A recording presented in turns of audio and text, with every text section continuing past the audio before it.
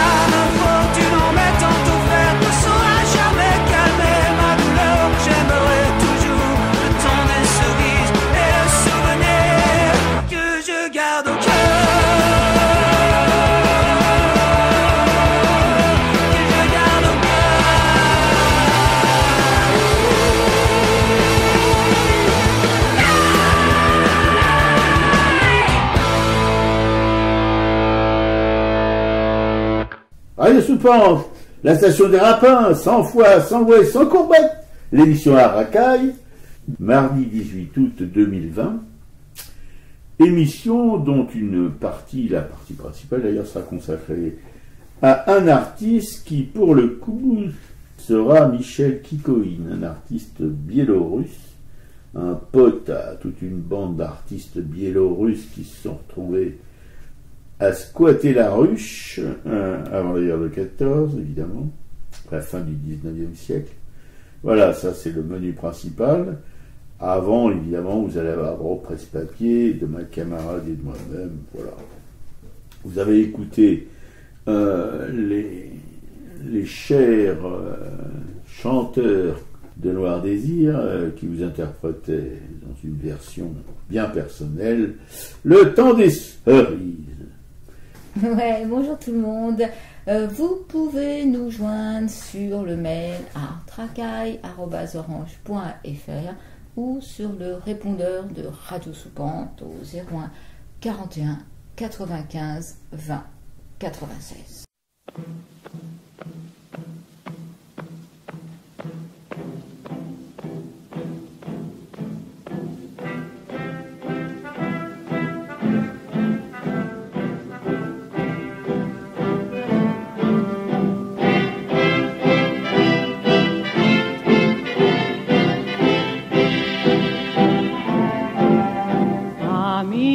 Entends-tu le vol noir des corbeaux sur nos plaines? Amis, entends-tu le chant lourd du pays qu'on enchaîne? Oh, et partisans, ouvriers des paysans, à vos armes! Ce soir, l'ennemi connaîtra le prix du sang et des larmes. Montez de la mine, descendez des collines, camarades. Sortez de la paille, les fusils, la mitraille, les grenades. Oh, et les tueurs, à la balle ou au couteau, tuez vite. Oh, oui, saboteur, attention à ton fardeau, dynamite. C'est nous qui brisons les barreaux des prisons pour nos frères. La haine à nos trousses et la faim qui nous pousse la misère. Il y a des pays où les gens au creux du lit font des rêves. Ici, nous vois-tu, nous on marche et nous on tue, nous on crève. Ici, chacun sait ce qu'il veut, ce qu'il fait quand il passe. Ami, si tu tombes, un ami sort de l'ombre à ta place. Demain, du sang noir séchera au grand soleil sur les routes. Sifflez, compagnons, dans la nuit, la liberté vous écoute.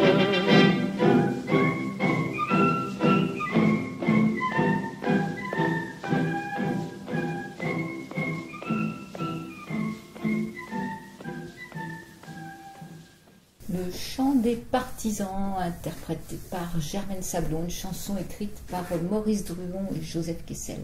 Oui, une chanson sublime qu'on devrait apprendre aux enfants à chanter tous les soirs avant de se coucher et tous les matins avant de partir à l'école, pour qu'ils soient bien persuadés qu'il est important de ne pas se laisser crever par ceux qui nous crèvent habituellement, dont je vais vous parler tout de suite en chantant plom plom, tralala, voilà ce qu'on chante, voilà ce qu'on chante, plom plom, tralala, voilà ce qu'on chante chez moi.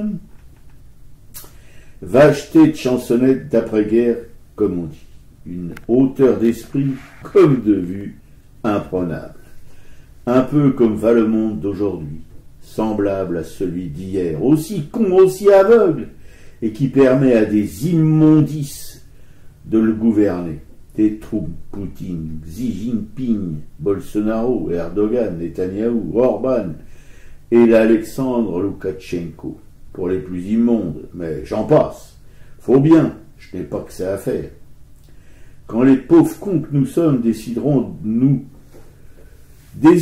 de foutre un coup de savate dans le cul de toutes ces ordures ménagères qui encombrent les trottoirs de la vie? Quand entrerons-nous dans nos petites têtes de pioche que nous sommes les plus nombreux? Nous avons toujours été les plus nombreux, et nous le serons toujours à nous faire massacrer par quelques bouffons criminels qui dirigent le monde, Minus. Le monde! Et pourquoi n'y croirait-il pas? Faut dire que la presse, d'une manière générale, mon adjudant dentifrice, ne se bouscule pas au portillon de la vérité et de la justice. Qu'on surnomme les gratte-papiers aux ordres. Chez nous et chez les autres, et chez tous les autres, on les appelle des chiens de garde. Il n'y a pas que les régimes dictatoriaux qui en fabriquent. Chez nous, ils prospèrent aussi. Journalistes et intellectuels de toutes obédiences, artistes, syndicalistes, flics, bignoles, extrémistes de ceci ou de cela, un gigantesque panier de crabes aux pinces redoutables pour les humbles, les déshérités, les sans-fric et les sans-papiers. Mais aussi, à ce qu'on dit, les classes moyennes, les bobos qui sirotent pépère leurs moritos aux terrasses des cafés des capitales occidentales, des démocraties. Je me marre, car déjà cette épithète ne veut plus dire grand-chose sinon rien du tout, ou un souvenir un peu fané. Aux armes, citoyens, formez vos bataillons, ça urge! Bien sûr, des femmes et des hommes ont déjà donné, sont déjà clabotés. La torture a fait du bon boulot et elle en fait encore une stakhanoviste, cette garce. Une signature aussi des sanguinaires qui jouent au despote. Mais imaginons un petit instant, un tout petit instant, si un téméraire chanceux avait déclassifié Hitler avant qu'il ne devienne l'immondice qu'il est devenu, ou qu'il l'eût glissé sur une peau de banane lorsqu'il se croyait un destin de peintre. Non, vous savez, il a peint des choses honorables, mais enfin bon, il n'y a pas de génie du tout dedans, hein, c'est de la peinture de premier de la classe.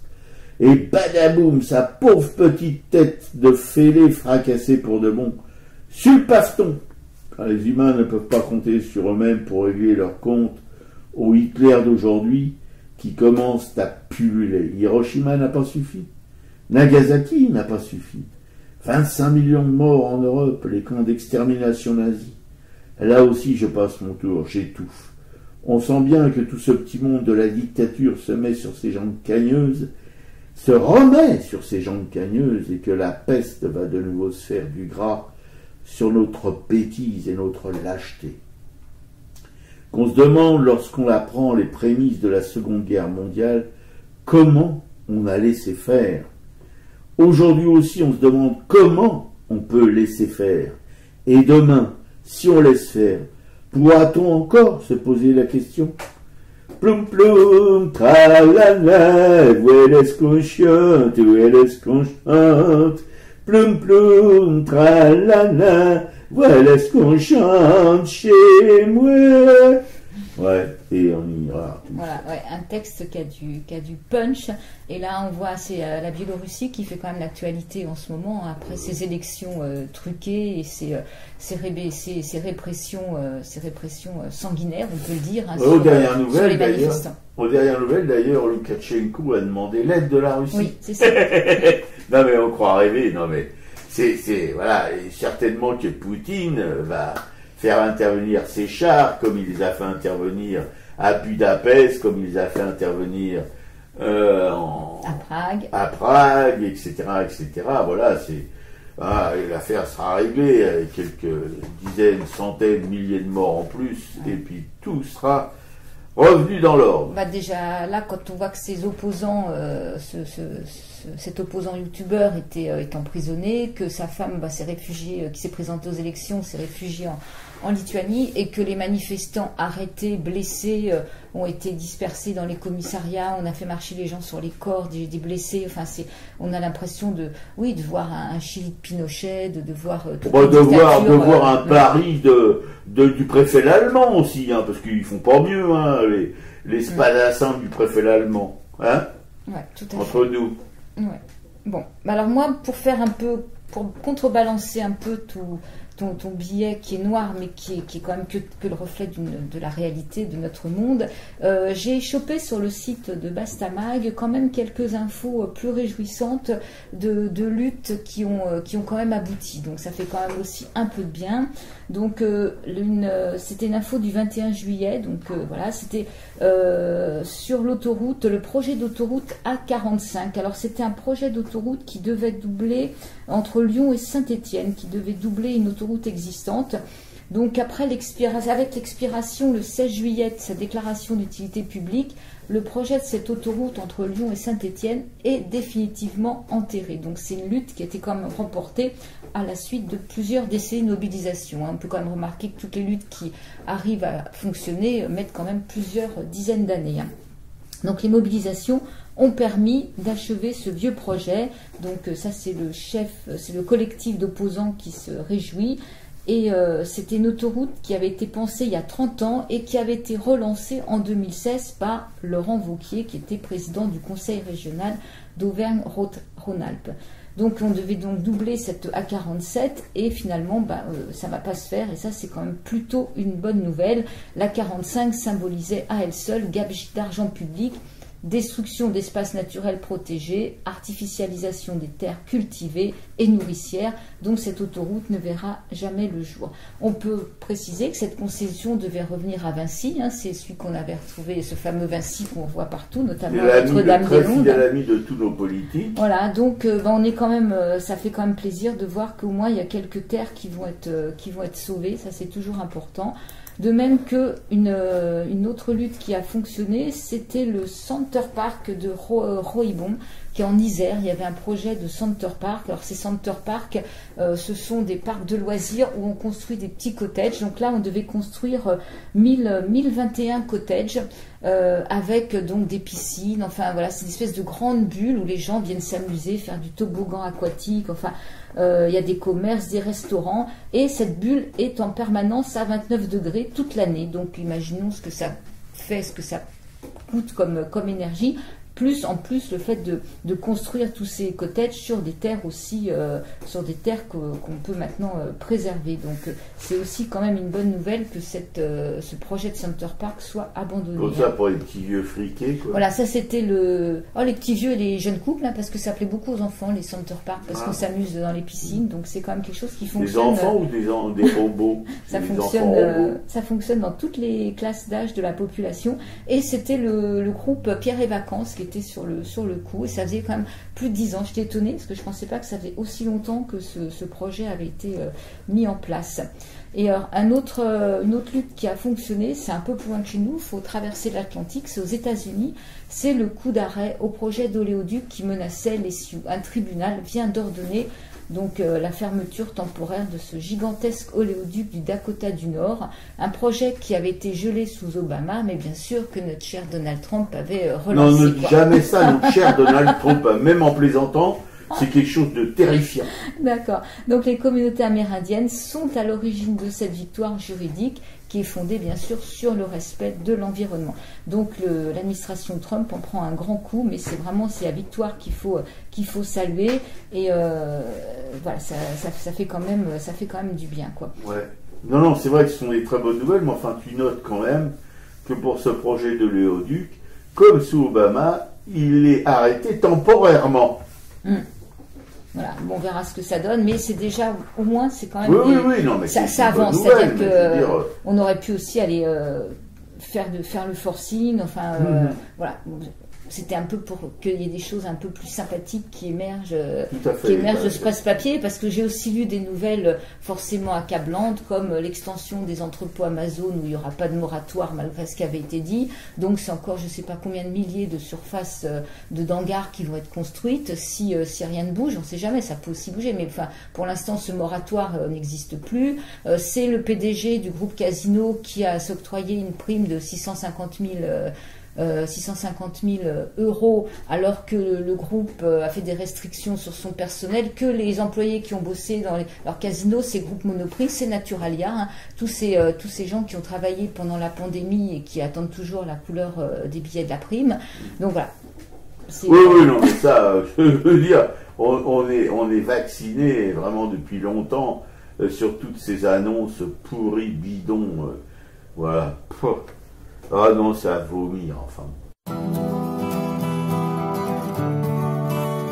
Un autre monde est possible, je l'ai vu de mes yeux vus. Il était debout, paisible, dans la rue. Coude à coude, une foule, hommes et femmes confondus, qui passaient comme une roue de bienvenue. Ensemble, tous ensemble, et qu'importe leur nom, je sais qu'ils me ressemblent, ceux qui disent non. Ils viennent de la misère, du chômage et des quartiers, où la vie est à refaire, à rêver. Des boulots plus que précaires, du mépris et de partout, où se nourrit la colère, le dégoût. Ensemble, tous ensemble, et qu'importe leur nom, mais sûr qu'ils me ressemblent, ceux qui disent non. Jeunes et vieux, solidaires, virés par des flibustiers, indiens, paysans sans terre, humiliés. Ils ont versé tous les pleurs, maudit toutes les prisons. Dis pourquoi auraient-ils peur et de quoi donc? Ensemble, tous ensemble, et qu'importe leur nom, regarde, ils te ressemblent, ceux qui disent non. Sur le cœur pour étendard, sont le sourire du Tché, autour du cou des foulards, des kéfiers. La folie qui les habite exige pour les humains la justice et tout de suite et rien de moins. Ensemble, tous ensemble, et qu'importe leur nom, regarde, ils nous ressemblent, ceux qui disent non. Peuple d'en bas, fiers de l'être, ils vont tranquilles sachant qu'un nouveau monde est à naître maintenant. Que les barreaux, les murs infâmes, à force de les cogner, finiront par rendre l'âme, par céder. Ensemble, tous ensemble, et qu'importe leur nom, bon Dieu qu'ils nous ressemblent, ceux qui disent non. Mais oui, ils nous ressemblent, ceux qui disent non.